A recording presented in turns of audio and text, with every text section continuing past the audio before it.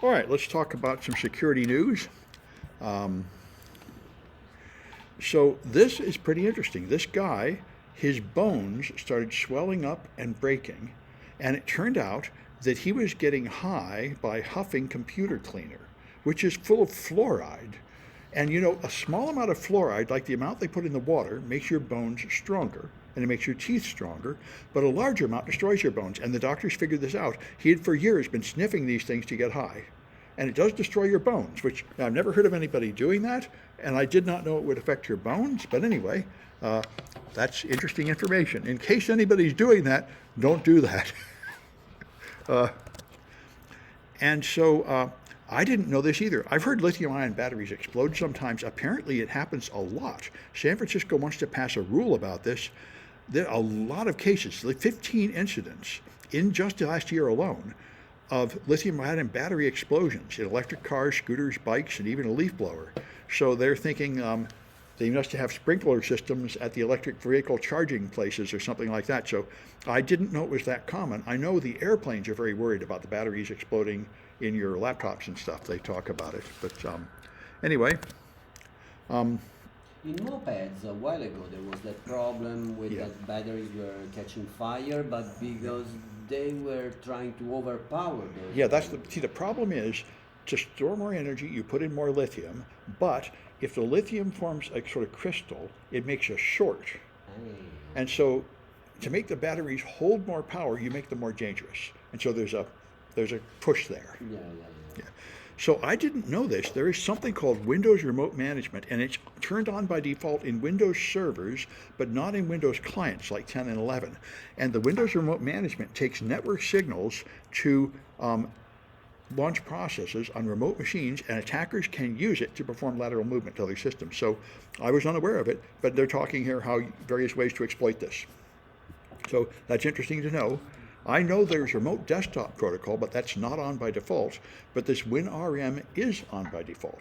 So I don't even know what signals are used or what port it's listening on or anything.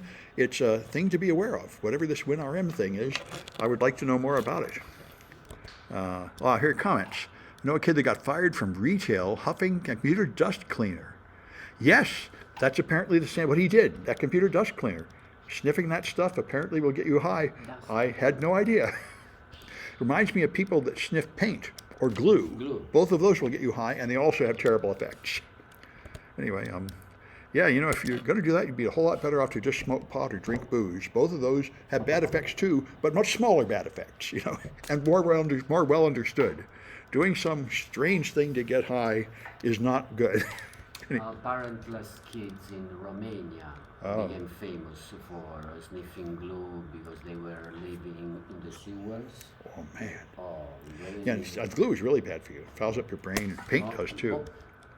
Those are the drugs for the poor countries. In Brazil, the Meninos de Rua, they sniff glue. Oh. And in Romania, because there was a time because of communism, there were a lot of kids without parents, so left on the street. Yeah. And so they just don't care about tomorrow. Yeah. Yeah. So this to reply just to your point that sometimes it's not a drug of choice Yeah. to get high. Well, you're right. fun. I assume just because of all they can get. Yeah. Yeah. Still. Yep. All right. So Irvin pointed this out to me. This is interesting. The guy that wrote Wireshark decided to write StratoShark.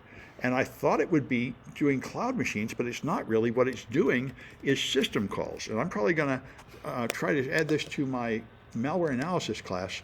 These are system calls to like a Linux library or something to close, open, read, and some kind of process read. System calls, there are a couple of tools like strace to do this, see all the system calls, and this is a Wireshark-based tool to analyze system calls, so it might be useful. I'm going to look at it and see if it's worth adding a project. Wireshark is just it has a similar interface, so it's pretty easy to filter and summarize the results. But it may be a way to understand how software works. I'm interested in this because right now I'm using a product called API Monitor to analyze Windows API calls, and it is very clumsy and buggy and old. So this might be a better replacement, so students can easily see what calls are being made to the system in a Windows machine. So I'm going to be looking into it to see if it's useful for that. I haven't tried it yet. All right. And so 7-zip has a bug, which is pretty understandable. You know, if you download something on a Windows machine, they add a special flag to the file saying this came from the internet. And then when you open it, it will pop up these warnings if it came from the internet. Whereas if you got it from some other way, like from a thumb drive, it wouldn't do that. But if you download a 7-zip archive from the web, the archive will have this, but when you unzip it, it won't have that mark anymore. Because the 7-zip unzipper does not propagate that mark to the product of unzipping. And they fixed that in the latest version. So they just didn't think of this, I think. And this didn't used to be true in earlier versions of Windows, like Windows XP. It's a fairly new thing. So anyway, that's an interesting thing. I don't know how important it is, but it's probably true. It probably will make it a little more risky to use 7-zip.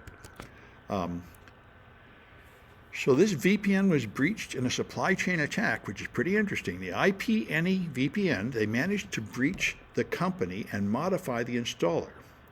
So when they got the installer, they were now installing malware. And they say it's been going on for a couple of years in Japan, and they installed this malware called Slow Stepper, which adds malicious files and puts a run key in the registry for persistence. So it sounds pretty similar, and if it's using just the techniques that we're going to have in the malware analysis class, just the standard techniques to make it persistent and put your machine under remote control. And here are the commands it supports. This is the one that harvests your system detail. And the thing I thought was interesting is it does collect the information about whether you're in a virtual machine.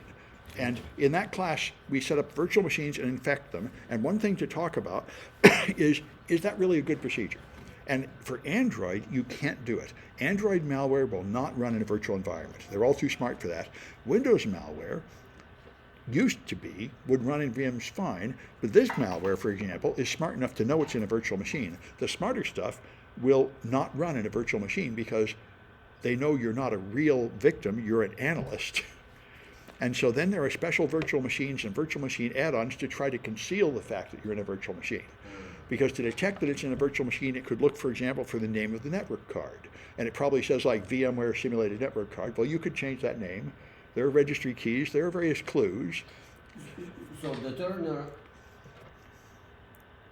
turnaround is not to test the malware on a physical machine, but to patch the virtual machine in order to make it impermeable? You could do both of those things.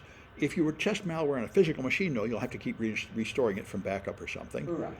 That would be fine. For most people, for convenience, you'd rather have a way to make your virtual machine look better like a physical. You could do both of those things. No, because the backup time. Right. It's pretty short time. Yeah, something like Time Machine on Mac. For Windows, you could have an image backup. Yeah, that would be not a bad thing. It would be a physical machine to analyze your malware and then just have an efficient backup restore process. That's a good workaround. That's what you have to do for Android. You have to buy a phone just to analyze malware. And you can get a cheap Android. Do you buy a phone, or do you have to buy a PC, a tablet? Laptop? Yeah, an Android device. And cheap tablets are like $40. Okay. So, but yeah, that's an issue. Anyway, so I thought that was an interesting example there.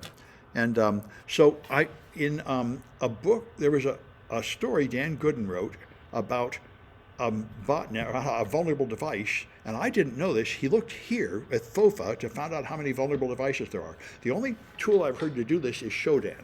Shodan will find how many machines are running different versions of server and such. This is the classic tool, Shodan.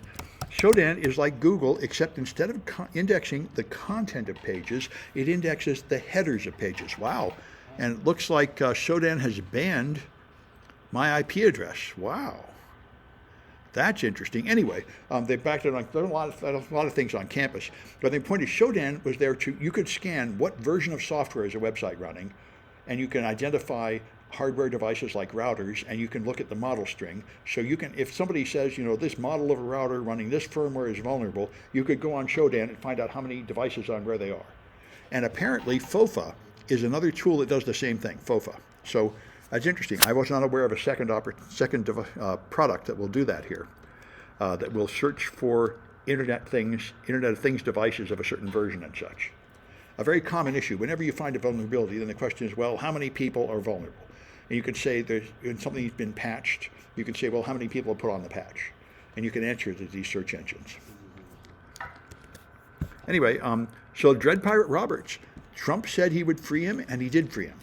And I was just on a podcast, Pulse Security podcast, we were talking about this, and I was saying I don't support this, which I think is true, because he got 2 life terms and more with no possibility of parole because he ran a website, he sold an incredible number of drugs and guns and murder for hire, and he hired hitmen on 4 occasions to kill people that irritated him.